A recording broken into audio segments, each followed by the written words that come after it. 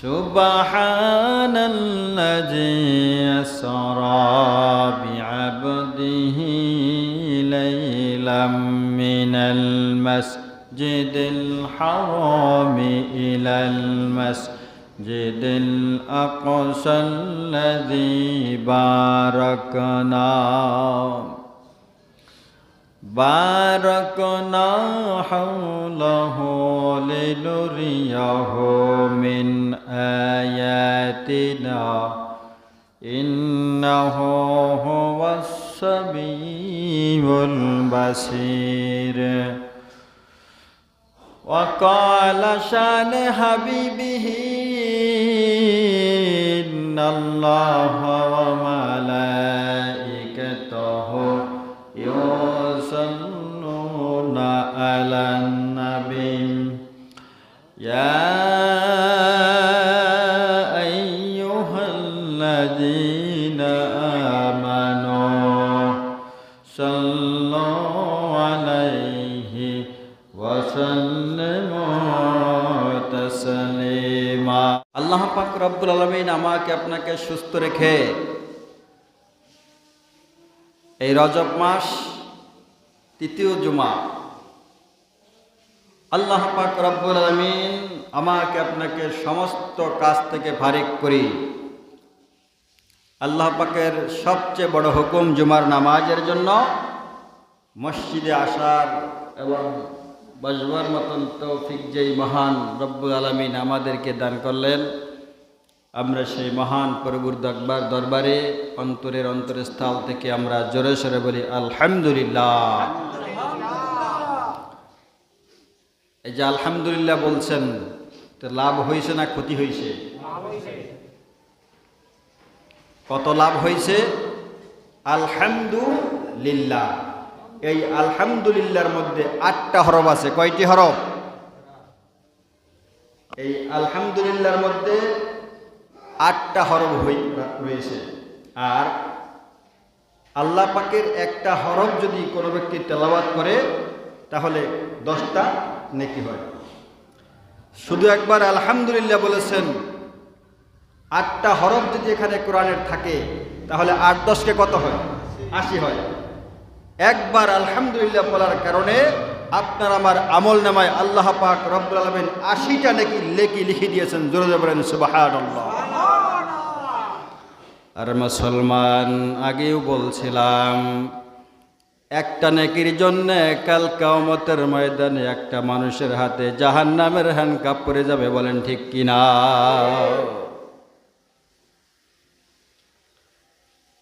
তাহলে যেই মানুষগুলি এই আলহামদুলিল্লাহ পড়তে পারল না, তারা ক্ষতিগ্রস্ত হলো না লাভ? তাদের লাভ হয়েছে? তারা ক্ষতিগ্রস্ত হয়েছে। আমরাই লাভবান হয়েছি। কথাক্ষণ ঠিক কিনা? আল্লাহ পাক রব্বুল আলামিন আমাদের সকলকে আগে আগে আল্লাহ পাকের ঘরে এসে প্রথম কাতারে বসার তৌফিক দান করেন। বলেন আমিন। আমরা এদিক সেদিক না বলে আমরা সরাসরি আমাদের সেই আয়াতের ব্যাখ্যা বিশ্লেষণ আমরা আলোচনায় চলে যাব। আমরা মেরাজের সংক্ষিপ্তভাবে আলোচনা ধারাবাহিকভাবে করে যাচ্ছিলাম। কথাক্ষণ ঠিক কিনা? তো আজকে 4র্থ জুমা চলছে, রজব মাসের আজকে 3য় জুমা, কিন্তু আমাদের মেরাজের যে আলোচনা আজকে 4র্থবার আমি করছি। কারণ ভাই, আমি আগেও বলছি আপনাদেরকে, মেরাজের ঘটনা থেকে আমাদেরকে শিক্ষা গ্রহণ করতে হবে। কথাক্ষণ ঠিক কিনা? 1 নম্বর কথা হলো, মেরাজের ইতিহাস আমাদেরকে জানতে হবে। কারণ আমার নবীর মেরাজকে এই দেশের কিছু নাস্তিক বেঈমান শয়তান তারা অস্বীকার করে। কথাক্ষণ ঠিক কিনা? অতএব রসুল আকরাম সাল্লাল্লাহু আলাইহি ওয়াসাল্লামের কোরআন হলো রসুল সাল্লামের মেরাজ, এটা কোরআন থেকে সাবেত। কথাক্ষণ ঠিক কিনা? যদি রসুল সাল্লামের মেরাজকে কেউ অস্বীকার করে তাহলে আল্লাহর কোরআনকে অস্বীকার করা হবে। কথা বলেন ঠিক কিনা? তাহলে যেই নাস্তিক, শয়তান, বেঈমান মুসলমান দাবি করে যারা রসুলের মেরাজকে অস্বীকার করে, তারা আল্লাহর কোরআনকে অস্বীকার করেছে, কতক্ষণ ঠিক কিনা? অতএব আমাদের মেরাজের ইতিহাস আমাদের জানতে হবে, কথা বলেন ঠিক কিনা? এবার শুধু জানতে হবে না, এর ভিতরে যদি আমাদের মানার কিছু থাকে তাহলে আমাদের মানতে হবে, কতক্ষণ ঠিক কিনা? রসুল সাল্লাল্লাহু আলাইহি ওয়াসাল্লাম মেরাজ থেকে কি নিয়ে আসছেন আমাদের জন্য, কেন গিয়েছেন, কেন মেরাজে গিয়েছেন, তার কিছু কথা আপনাদেরকে জানিয়েছি। কিন্তু রসুল সাল্লাল্লাহু আলাইহি ওয়াসাল্লাম একটি গুরুত্বপূর্ণ জিনিস আমাদের জন্য নিয়ে এসেছেন। এই জিনিসটা আল্লাহ পাক রব্বুল আলামিন পৃথিবীর কোনো নবী এবং রাসূলকে দেন নাই, কতক্ষণ ঠিক কিনা? তাহলে রসুল আকরাম সাল্লাল্লাহু আলাইহি ওয়াসাল্লাম মেরাজে গিয়ে কি দেখেছেন, কি নিয়ে এসেছেন, এগুলি আমাদের জানার দরকার আছে না? আচ্ছা,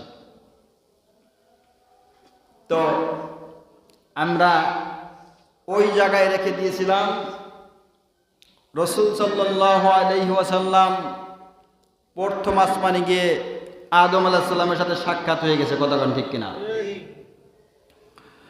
মুসলমান ইমানদার আল্লাহর গোলাম, আল্লাহর নবী প্রথম আসমানে আদম আলাইহিস সালামের সাথে সাক্ষাৎ হয়ে গেছে।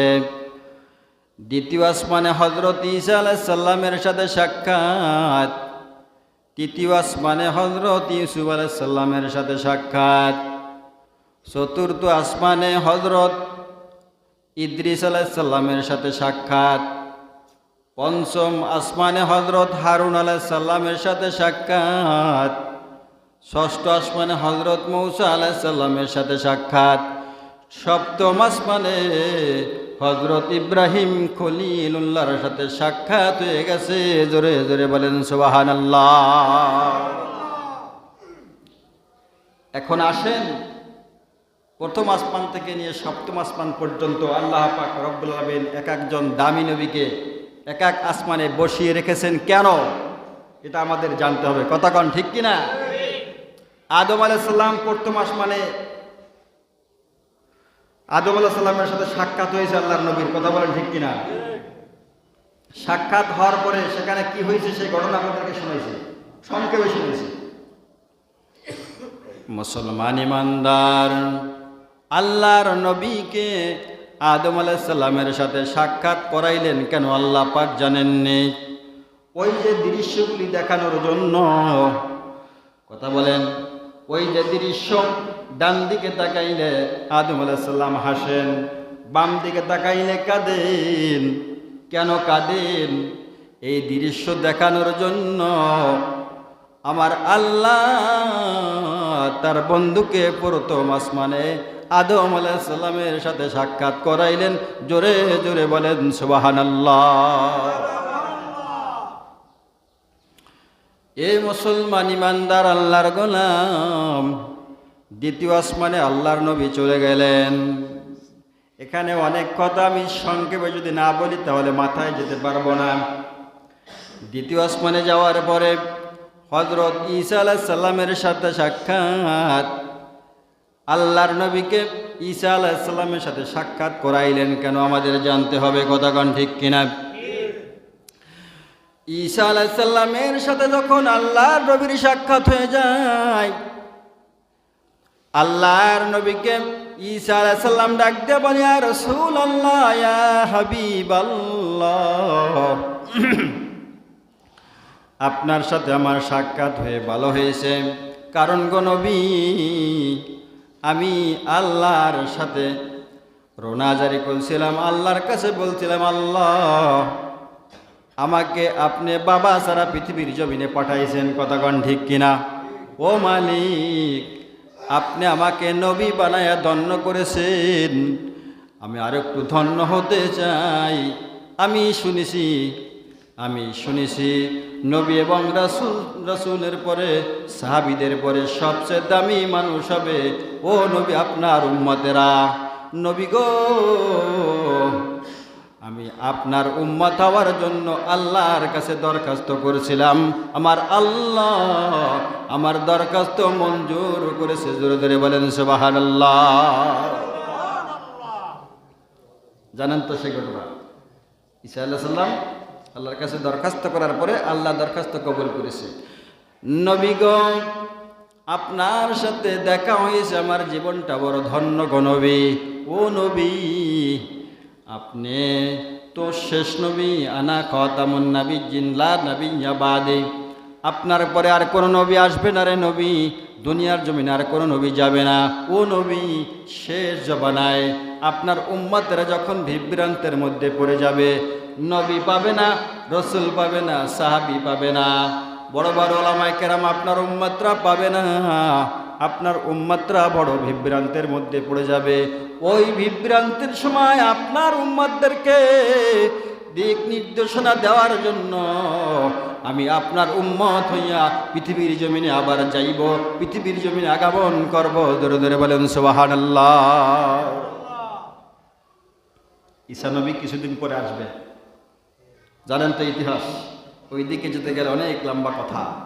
ঈসা আলাইহিস সালাম পৃথিবীর জমিনে আসবে, ওই যে দাজ্জাল আসবে, তারপরে ইমাম মেহেদী আসবে।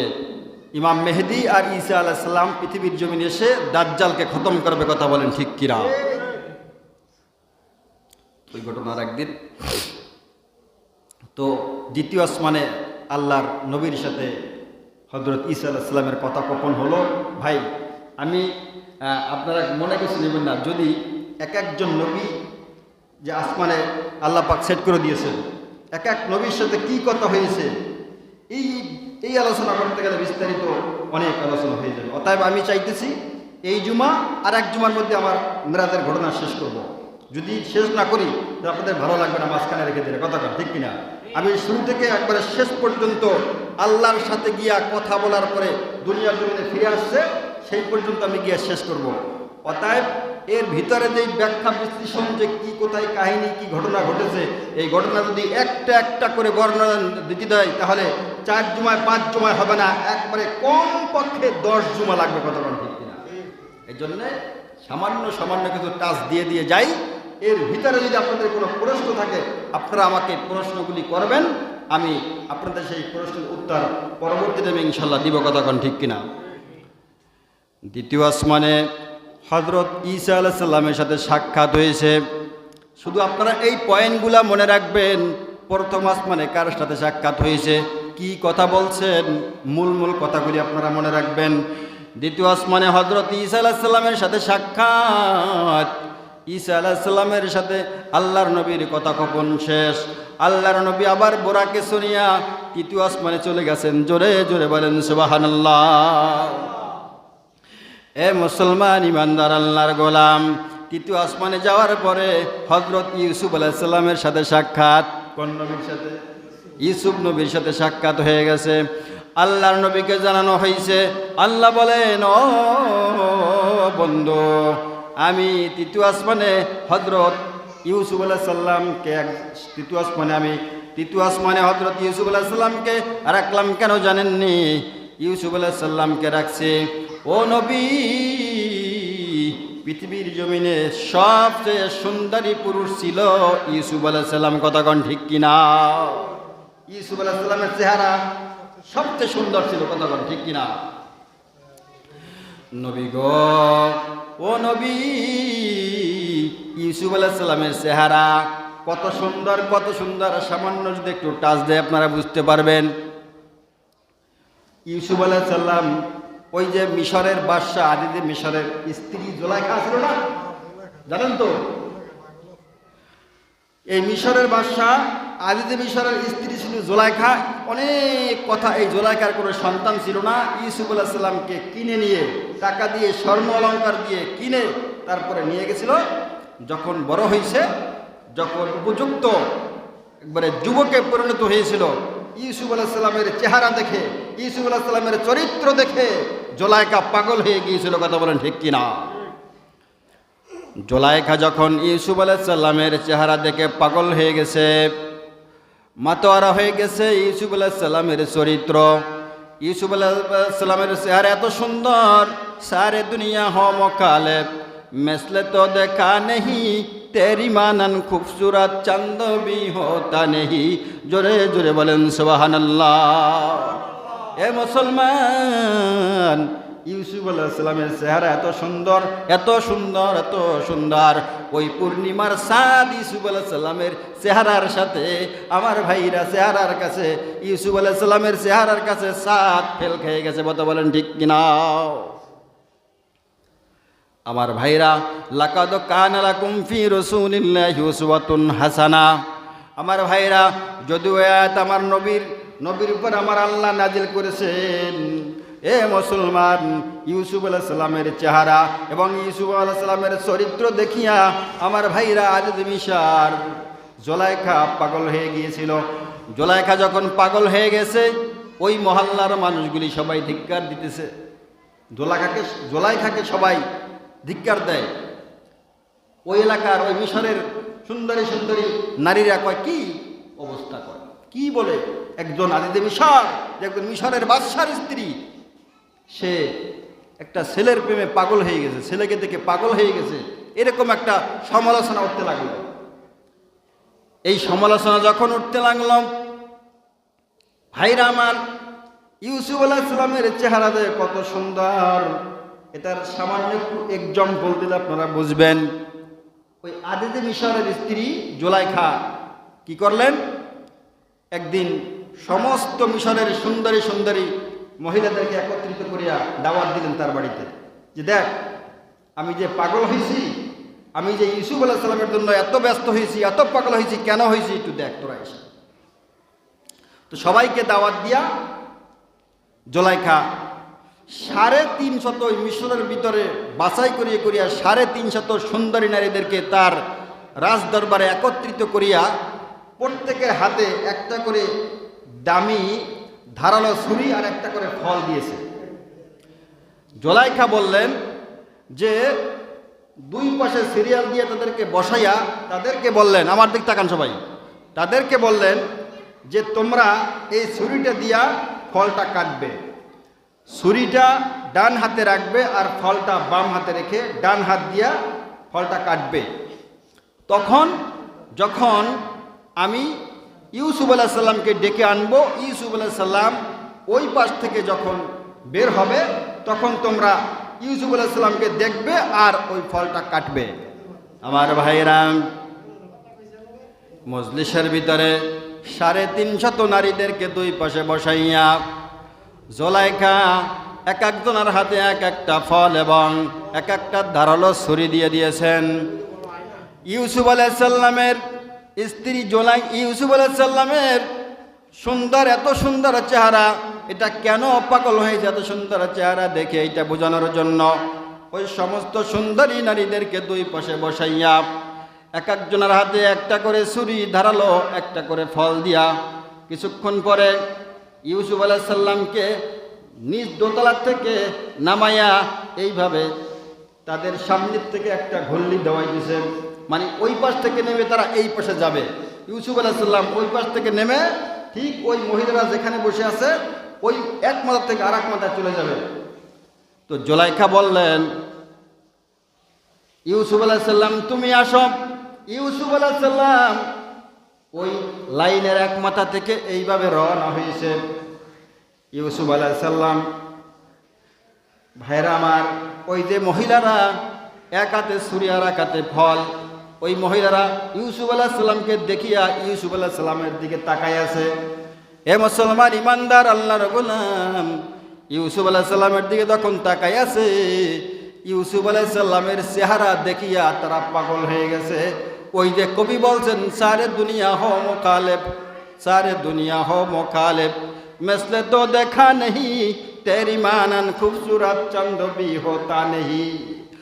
যখন ওই 350 মহিলা ইউসুফ আলাইহিস সালামের দিকে তাকায় আছে, ওই দিকে জুলাইখা বললেন, ও মিশরের সুন্দরী নারীরা, তোমরা যে আমাকে অপবাদ দিয়েছিলে, তোমরা আমার ইউসুফের দিকে তাকাইও না, তোমরা ফল কাটা শুরু করো।